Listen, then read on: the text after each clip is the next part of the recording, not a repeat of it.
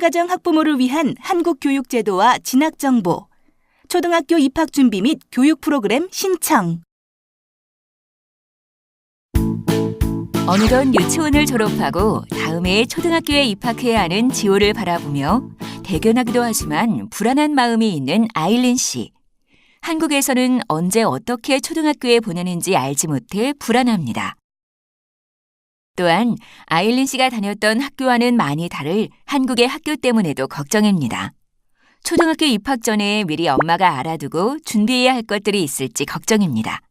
이로 인해 지호가 학교에 잘 적응하지 못할까 봐 아일린은 불안합니다. 아일린 씨의 마음 공감하시나요? 비단 이 아일린 씨뿐만 아니라 많은 어머님들이 자녀들의 초등학교 입학을 기대하면서도 또 설레기도 하고 또 한편으로는 떨리기도 하실 텐데요.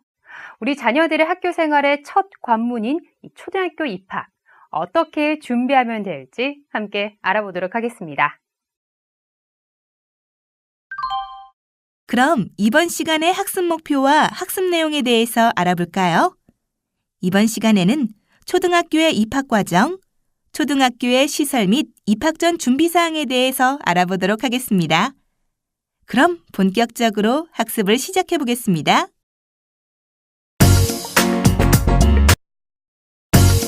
초등학교 입학 절차. 우리 자녀의 건강하고 즐거운 초등학교의 시작. 생각만 해도 기대되시죠? 이런 기대감을 안고 입학 준비를 하는 아일린 씨. 우리 아이 학교 보내기 첫 단계 함께 시작해 볼까요? 먼저 이 취학 통지서에 대해서 알아보겠습니다. 자녀가 입학할 연령이 되면 취학 통지서를 발급받습니다.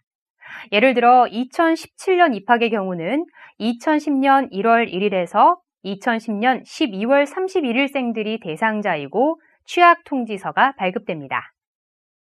취학 통지서에는 예비 소집일, 취학 전 예방접종, 입학 관련 안내사항 등 준비해야 할 항목들이 꼼꼼히 제공되고 있으니 크게 걱정하지 않으셔도 됩니다.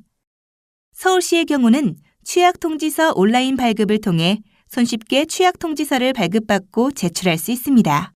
만약 취학 통지서 인터넷 발급 시기를 놓쳤다면 주민센터를 통해 12월 중으로 취학 통지서를 발급받으시면 됩니다. 여기서 잠깐! 취학 통지서를 받지 못한 경우에는 자녀가 입학할 연령이 되면 주민센터 직원이나 통장을 통해 10월에서 12월 중으로 취학 통지서를 받게 되는데요. 혹시 취학 통지서를 분실하셨거나 기간이 지나도 발급받지 못한 경우는 해당 주민센터에 가셔서 문의하시면 됩니다. 다음으로 취학 통지서 제출에 대해서 알아보겠습니다. 취학 통지서와 함께 받은 안내문을 살펴보시면 취학 통지서를 해당 학교에 제출해야 하는 기간이 있습니다. 학교가 지정한 날에 취학 통지서를 반드시 학교에 제시하여야만 입학 수속이 됩니다. 만약 특별한 사유 없이 기일 내에 취학하지 않을 때에는 초중등교육법 제68조에 의하여 보호자는 처벌받게 됩니다. 지금까지 취학 통지서에 대해서 함께 알아봤는데요. 연령과 상관없이 부득이하게 입학을 빨리 하기를 희망하거나 혹은 입학을 못하는 경우가 생길 수도 있습니다. 그럴 경우에는 어떻게 해야 하는지 자세히 살펴보도록 하겠습니다. 먼저 조기 입학은 입학 연령이 되지 않았지만 빨리 입학을 원하는 경우 신청하는 것입니다. 예를 들어 2017년 입학 연령이 2010년 1월 1일에서 2010년 12월 30일생의 경우입니다. 하지만 조기 입학을 원하면 2011년 1월 1일에서 2011년 12월 31일생의 경우도 조기 입학을 할 수 있습니다. 단, 1년까지만 조기 입학이 가능합니다. 신청을 원하시는 경우는 당해 10월 1일에서 12월 31일까지 보호자가 신분증을 가지고 주민센터를 방문하셔서 조기 입학 신청서를 작성하셔서 제출하시면 됩니다. 반드시 기간을 엄수해야 합니다. 입학 연령이 되어 취학 통지서를 받았지만 학생의 상황에 의해 입학하기 어려운 경우 역시 입학 연기가 가능합니다. 이때도 당해 10월 1일에서 12월 31일까지 보호자가 신분증을 가지고 주민센터를 방문하셔서 입학 연기 신청서를 작성하셔서 제출하시면 되는데 반드시 기간을 엄수해야 합니다. 조기 입학과 입학 연기의 경우는 학교의 판단이 아닌 학부모의 선택에 따라 확정되므로 신중하게 판단하여 결정하시기 바랍니다. 다음으로 취학 유예입니다. 취학 통지서를 제출하고 입학하기로 했으나 자녀의 발육 상태나 질병 또는 거주지 해외 이주 등 부득이한 사유로 인하여 취학이 불가능할 시는 취학 의무의 유예나 면제 신청을 할 수 있습니다. 이러한 경우는 취학 예정 학교에 문의하시길 바랍니다. 여기서 잠깐! 우리 자녀 예방접종은 하셨나요? 입학 전 아이들은 만 4세에서 6세에 접종을 마쳐야 하는 예방접종이 있습니다. 입학 예정 해의 2월까지 병원이나 보건소를 통해 접종을 완료해야 하는데요. 취약 통지서에 자세히 안내된 예방접종 안내를 보거나 예방접종 도우미 사이트를 방문해 자세히 알아보실 수 있습니다. 이 취약 통지서를 받으시고 아이의 예방 접종까지 검토를 하셨다면 이제 취약 통지서를 제출해야겠죠. 취약 통지서를 제출하고 아이의 입학 관련 서류 및 안내를 받을 수 있는 날이 바로 초등학교 예비 소집일입니다.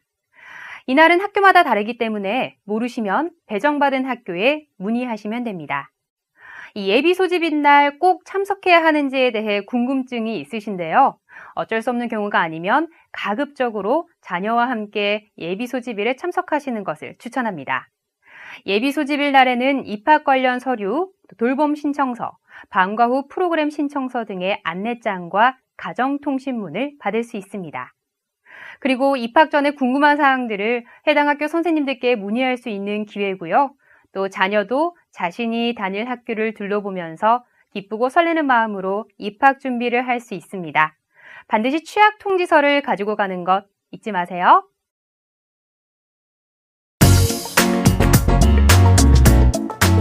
초등학교의 시설 및 입학 전 준비 사항. 지금까지의 단계를 마치면 우리 자녀가 학교에 입학하는 첫 단계가 끝이 났습니다. 다음으로는 자녀가 참여할 수 있는 교육 프로그램을 소개합니다.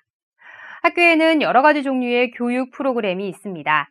항상 가정통신문으로 알려드리는데 이번 시간에는 그 중에서 부모님들께서 가장 처음으로 초등학교 예비 소집일에 받게 되는 두 가지 프로그램을 소개합니다. 알아두셨다가 자녀에게 필요한 프로그램은 초등학교 예비 소집일에 신청서를 받으셔서 작성 후에 기간 내에 제출하시면 됩니다. 우리 아이 학교 보내기 두 번째 단계 시작합니다. 먼저 초등 돌봄 교실입니다. 초등 돌봄 교실은 초등학교 내에 마련된 돌봄 교실에서 저소득층과 맞벌이 가정 자녀를 위해 방과 후에 학교에서 학생들을 돌봐주는 시스템입니다. 즉, 초등 돌봄 교실은 학교의 보육과 교육 기능을 확대하여 보호를 필요로 하는 학생들에게 서비스를 제공하기 위한 제도입니다. 초등 돌봄 교실에서는 정규 수업 이외의 시간을 가정과 같은 환경에서 편하고 안전하게 보낼 수 있도록 하고 맞춤식 과제 지도 및 특기 작성 시간을 운영하여 학생들의 소질과 재능을 개발하도록 하고 있습니다. 초등 돌봄 교실은 시간에 따라 다르게 운영이 되는데 오후 돌봄은 방과 후부터 17시까지, 저녁 돌봄은 17시부터 22시까지로 운영이 됩니다. 학교에 따라서는 저녁 돌봄은 운영하지 않기도 합니다. 초등 돌봄 교실을 신청할 경우 비상연락망이나 응급처치 동의서, 학생관리카드, 맞벌이 재직증명서, 저소득가정 해당 증빙서류 등이 필요하며 궁금한 사항은 해당 학교에 문의하시면 됩니다.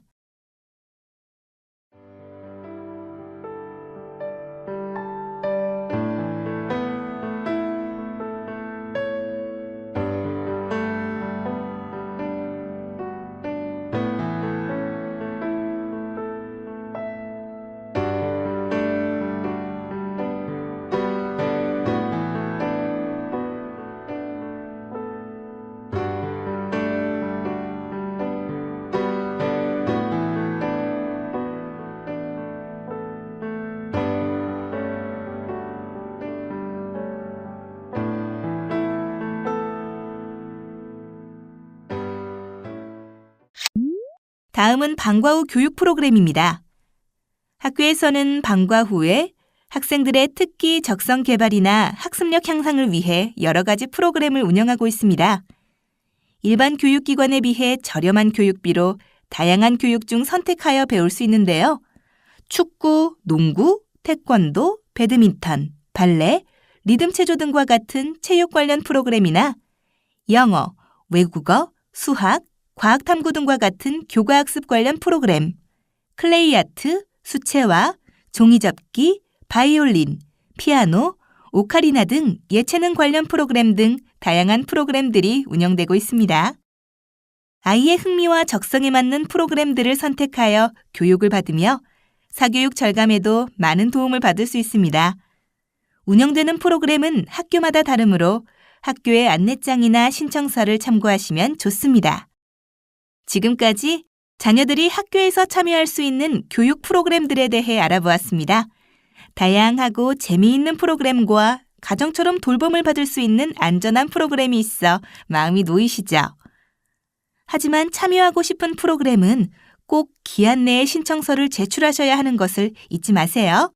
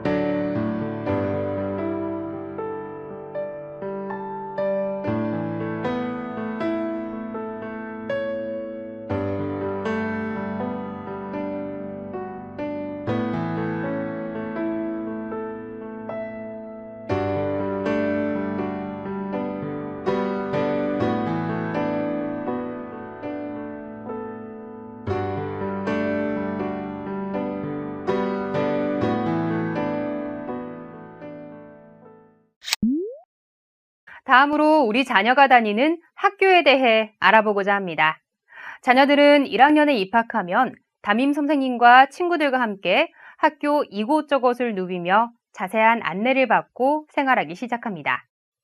학부모님들도 우리 자녀가 다니는 학교에 대한 이모저모를 아시면 자녀의 교육에 많은 도움을 받을 수 있습니다. 그럼 우리 아이 학교 보내기 세 번째 단계를 시작해 볼까요? 먼저 보건실입니다. 보건실은 자녀들이 학교 생활 중 다치거나 아프면 응급처치를 받을 수 있는 곳입니다. 아픈 학생들을 치료해 주시는 보건선생님이 계시는 곳입니다. 하지만 보건실은 어디까지나 응급 상황에 학생들의 첫 처치를 담당하는 곳이므로 병원이나 약국과 같이 장기적인 치료를 하거나 약을 제공하는 곳이 아닙니다. 전염병에 걸렸거나 갑자기 학교에서 수업받을 수 없을 정도로 아프거나 급하게 병원에 이송할 정도로 다친 경우 등은 학부모와의 연락이 반드시 되어야 하므로 학교에서 오는 연락을 받는 것이 중요합니다.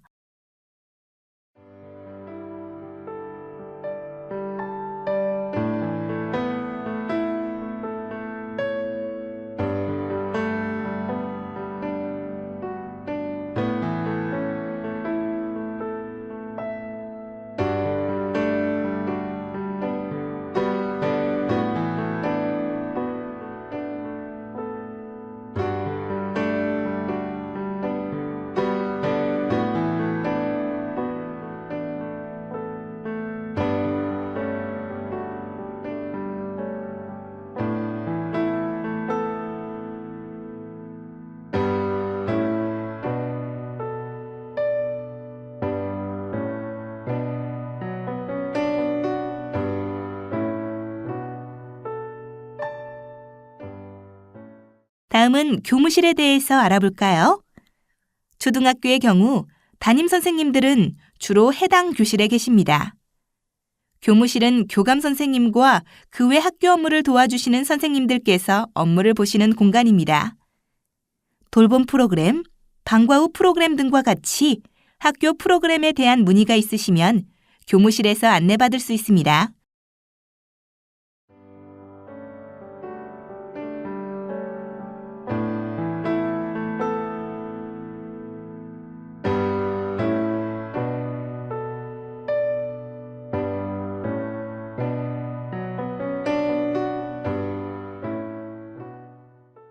다음으로 도서관은 학생들이 언제든지 찾아가서 책을 보거나 빌릴 수 있는 곳입니다. 1학년에 입학하면 도서 대출증이 발급되는데 이 대출증으로 도서관의 책을 빌려서 집에서도 읽을 수 있습니다. 또한 학교마다 다르기는 하지만 학부모님도 책을 대출받아서 읽을 수 있기 때문에 자녀와 함께 책을 읽으면서 자녀에게 책 읽는 습관을 길러주시는 것도 좋은 방법입니다. 단, 대출 기간 내에 책을 반납하는 것이 중요하고 모든 학생들이 빌려서 읽는 책들이기 때문에 책을 잃어버리면 안 됩니다. 자녀들이 기한을 잘 지키고 학교 물건을 자신의 물건처럼 소중히 여기는 태도를 기를 수 있도록 가정에서 지도해 주셔야 합니다.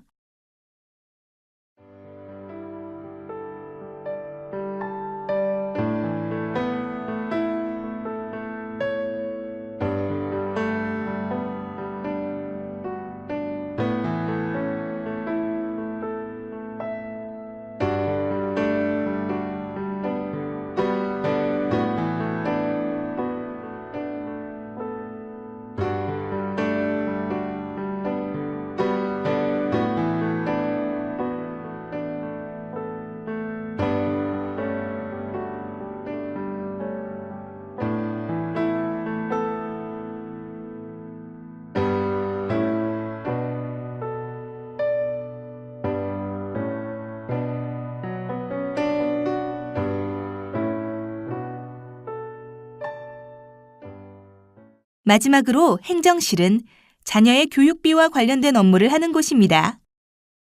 초등학교는 의무교육기관이므로 교육비용이 따로 들지는 않습니다. 하지만 우유 간식비, 유료 체험학습비, 방과 후 교실 수강료 같이 학부모님의 선택에 의해 참여하는 부분에 대해서는 비용이 들고 그것에 대한 문의사항이 있으시면 안내받을 수 있습니다.